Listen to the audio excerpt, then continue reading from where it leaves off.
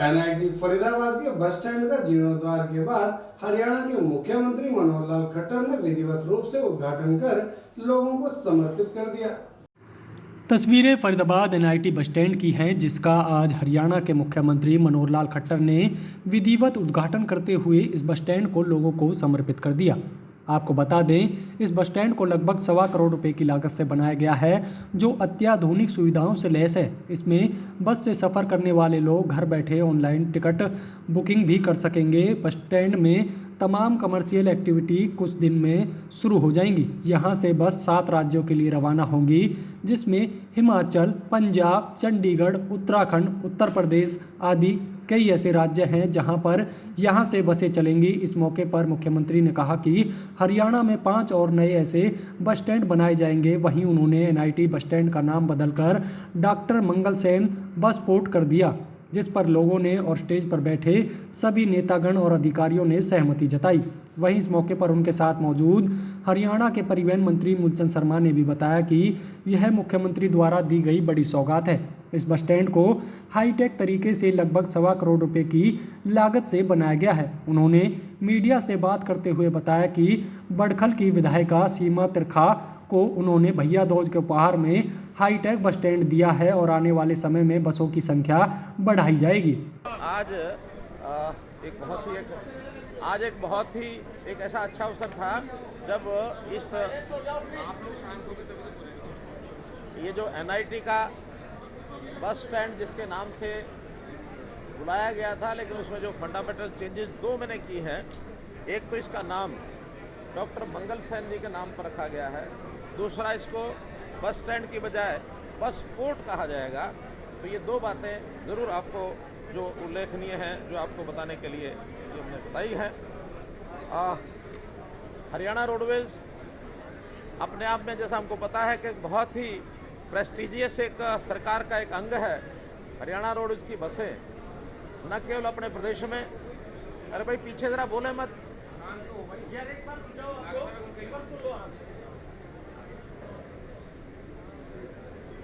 तो इस प्रकार से न केवल हरियाणा में बल्कि बाहर के प्रदेशों में हरियाणा रोडवेज की सेवा को एक बहुत अच्छी सेवा मानी जाती है।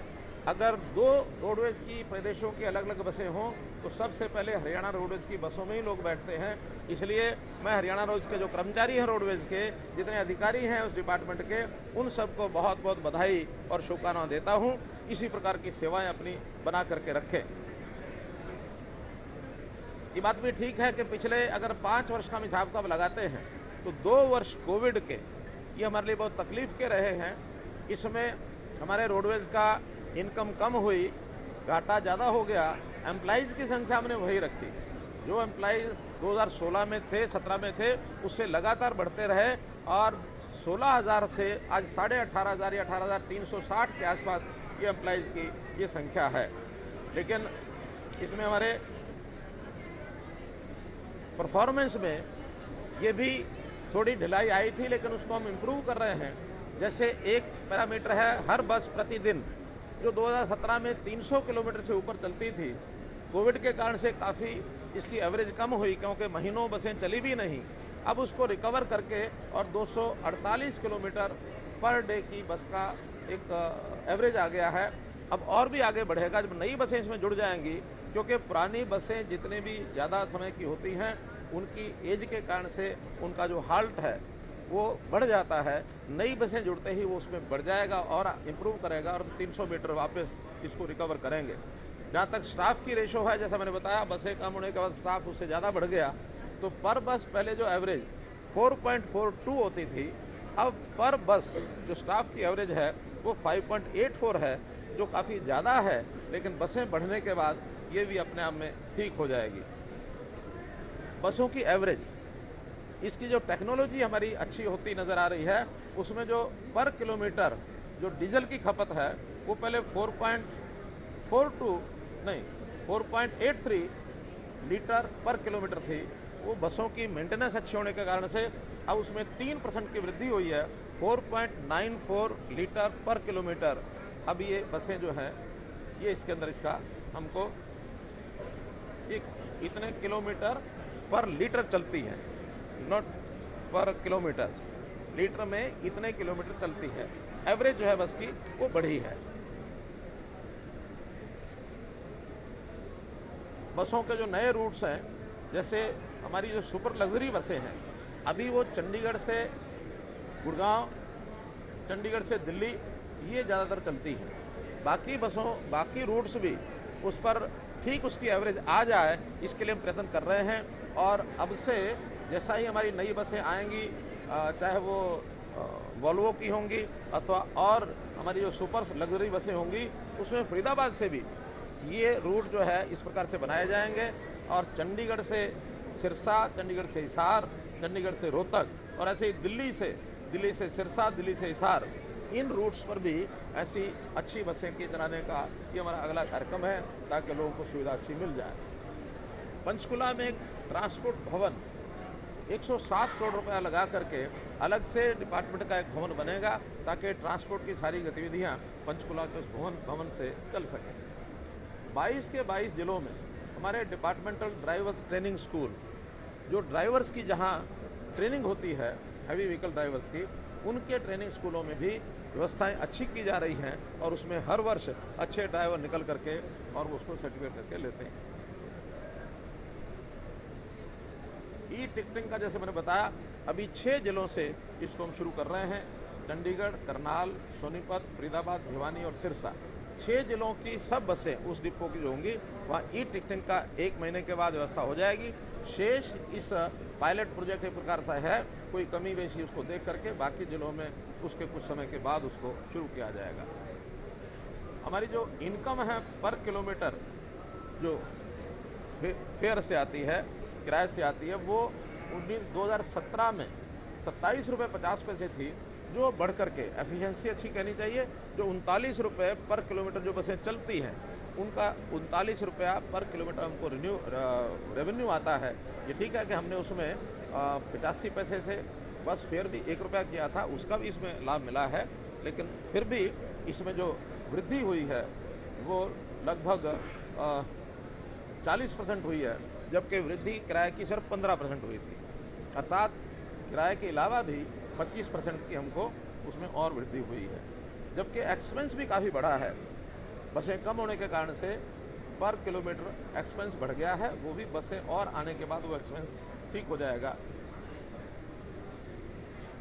नंबर ऑफ एक्सीडेंट्स, ये भी अगर मैं आपको जानकारी दूं तो 2017 में जो कुल एक्सीडेंट 284 थे साल भर में, वो पिछला वर्ष, क्योंकि ये वर्ष तो अभी पूरा होना है, पिछला वर्ष 2021 में ये संख्या मात्र 79 रह गई है।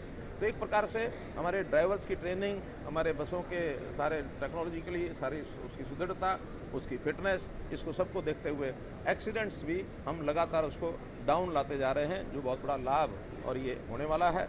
मित्रों, आज का क्योंकि कार्यक्रम एक प्रकार से ये ट्रांसपोर्ट को लेकर के ही समर्पित ये कार्यक्रम था, तो मैंने ट्रांसफ़र को लेकर के सारी बातें बताई हैं। इसके ट्रांसपोर्ट के विषय के विभाग के संबंधित कोई बात है तो पहले वो पूछें।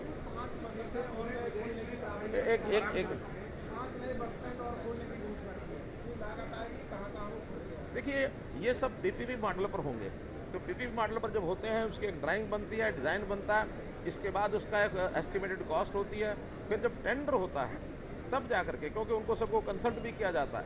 हमने मानो किसी बस अड्डे की कीमत 200 करोड़ बताई, हो सकता है उनमें से ही कुछ टेक्निकली वो कहे नहीं इसमें ये चीज़ घटा दो, ये बढ़ा दो, तो रिवाइज भी होता है।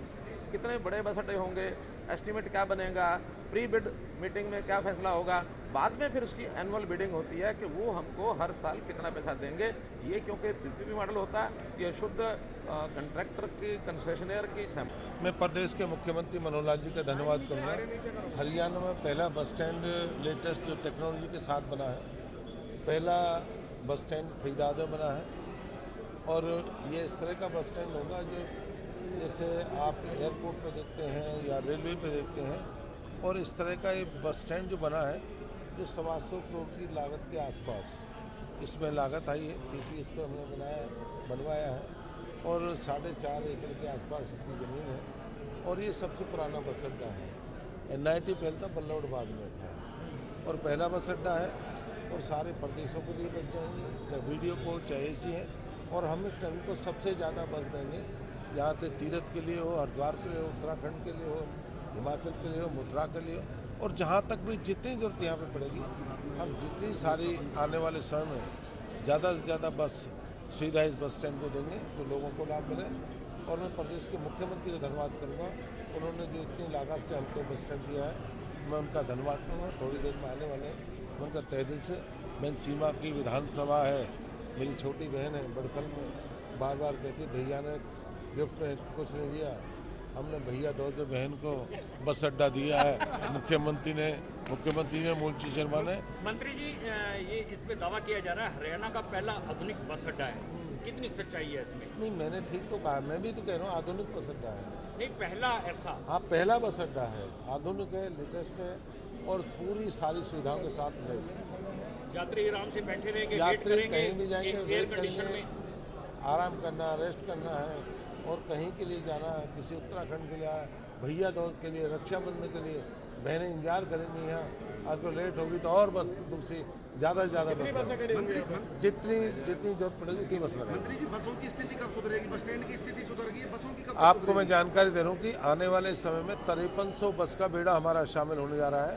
अभी प्रदेश के मुख्यमंत्री Manohar Lal ji high power committee में हमें 1300 बस एक और 809 बस एक और 2600 बस हमारा, जिसका 5300 के आसपास टोटल बस है, और 550 बस और इलेक्ट्रिकल बस हम लेने जा रहे हैं।